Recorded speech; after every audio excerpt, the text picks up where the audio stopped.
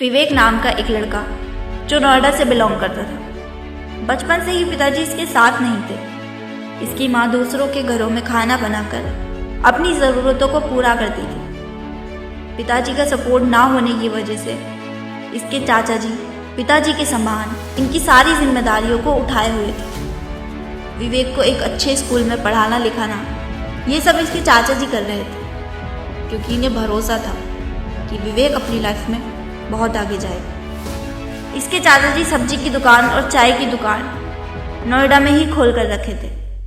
इस दुकान में स्कूल से आने के बाद विवेक भी जाया करता था। मतलब इसके परिवार का मेन सोर्स ऑफ इनकम इनके चाचा जी ही। लेकिन जब विवेक 8th क्लास में पहुंचा तब इसके चाचा जी का देहांत हो गया। एक तो बचपन से ही पिताजी का साया नहीं था, और अब चाचा जी जो पिता के समान पूरे घर की जिम्मेदारी को उठाए हुए थे, वो भी अब इस दुनिया में नहीं रहे। अब घर की सारी जिम्मेदारी विवेक और उसके बड़े भाई के ऊपर आ गई थी। बड़े भाई ने कहा, भाई तू पढ़, मैं सारा कुछ संभाल लूँगा।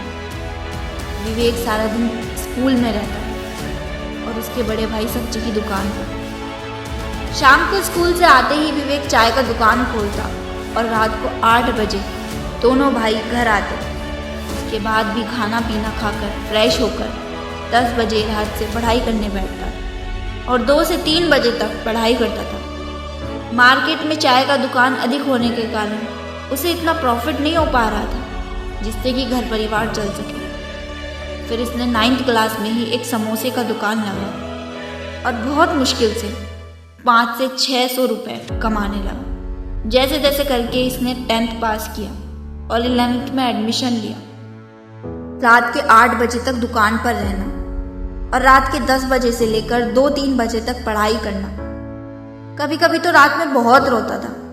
बाथरूम में शीशे के सामने जाकर खुद से ही बातें करता था कि ये सब मेरे साथ क्यों हो रहा है, ऐसे कैसे काम चलेगा। ना तो मैं सही से क्लास कर पा रहा हूँ और ना ही अच्छे से पढ़ाई करने का टाइम मिल पा रहा। लेकिन उसे 11th क्लास में ही समझ आ चुका था कि हम इस गरीबी से बाहर निकलने का एकमात्र तरीका हमारे पास सिर्फ पढ़ाई है। किसी भी हाल में हम इसे नहीं छोड़ सकते।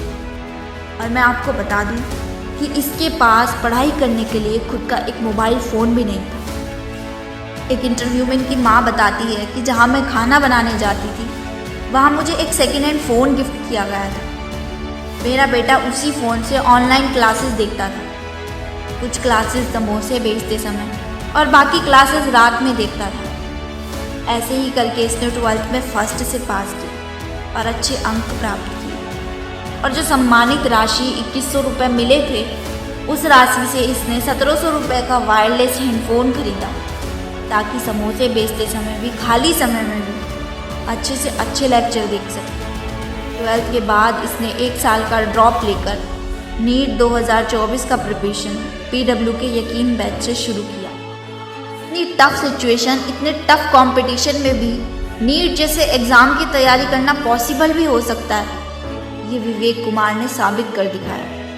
नीट 2024 के कॉम्पिटिटिव एग्ज़ाम में 664 अंक प्राप्त करके अपनी सफलता का परचम लहरा दिया। हमें गर्व है ऐसे वीर योद्धा पर जिसने इतनी विकट परिस्थिति में भी खुद को अपने लक्ष्य से भटकने नहीं दिया।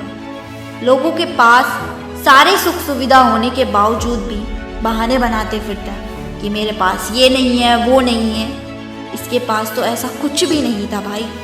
जब ये कर सकता है तो आप क्यों नहीं? सो गए हो तो उठो, हार गए हो तो फिर से प्रयास करो, और जब तक सफलता ना मिले तब तक हार मत मानो। ऐसे ही मोटिवेशनल कंटेंट के लिए हमारे चैनल को सब्सक्राइब ज़रूर करें। मिलती हूँ अगली वीडियो में, तब तक के लिए जय हिंद, जय भारत।